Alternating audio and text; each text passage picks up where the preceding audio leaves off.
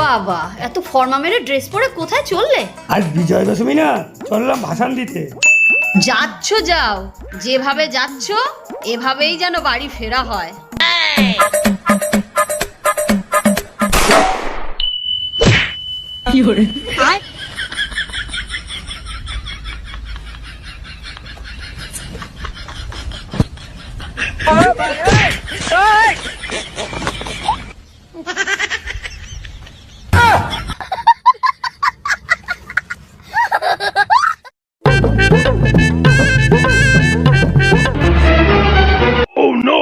এই দেখো, আমার আলমারিতে প্রচুর শাড়ি, রাখার জায়গা নেই, কিন্তু একটা শাড়িও আমার পছন্দ না।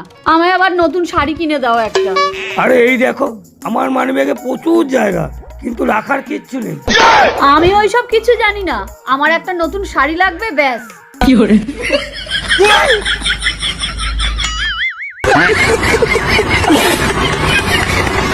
না, আমি বুঝলাম না, তোর সব বিপদে আমি পাশে থাকবো। তুই আমার কাছে যা চেয়েছিস আমি তাই তোকে দেবো, আর তোর কাছে একটা জিনিস চাইলাম তুই দিতে পারলি না। আরে বৌদি, কি হয়েছে? আর বলো না, ও আগের দিন আমার কাছ থেকে ব্যাগ চেয়ে নিয়ে গেল, ওর বয়ফ্রেন্ডের সাথে দেখা করতে যাবে বলে আমি দিলাম, আর আজকে আমি ঘুরতে যাবো, ওর বয়ফ্রেন্ডটাকে চাচ্ছি, তো ও দেবে না। কি করে? कैसे कैसे लोग रहते हैं यार यहाँ पर। এসে গেছো? তোমার কটায় আসার কথা ছিল? 9টায়। তা এখন কটা বাজে? কেন? 8টা 62। কি করে?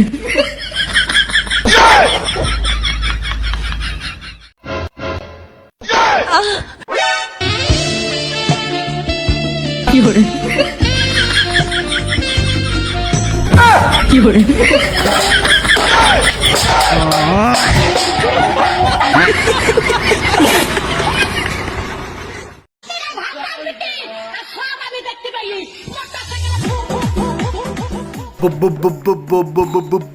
বলছি শ্রীভূমির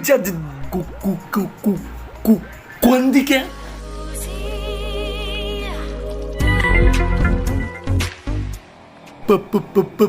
পাগল।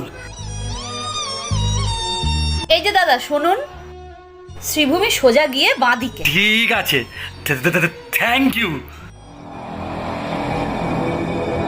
এই যে ম্যাডাম, তোমাকে দেখে তো লোকাল বলে মনে হচ্ছে। ছেলেটা শ্রীভূমির ঠিকানা জিজ্ঞাসা করলো, তুমি বললে না কেন? আমি বললে ঝগড়া হতো। কথা কি ক্লিয়ার না ভেজাল আছে? আমি না বাইক কিনেছি, না তোর জন্য মিষ্টি এনেছি, মিষ্টি মুখ কর।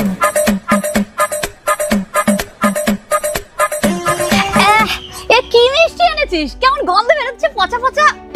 আরে কিনেছি তো আমি সেকেন্ড হ্যান্ড গাড়ি, তাই সেকেন্ড হ্যান্ড গাড়ির জন্য তোদের কি টাটকা মিষ্টি খাওয়া যাবে?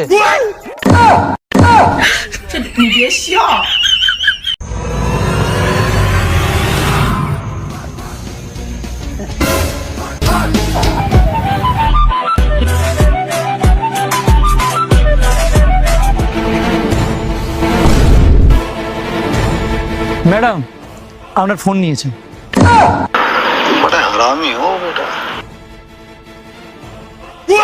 কি করে?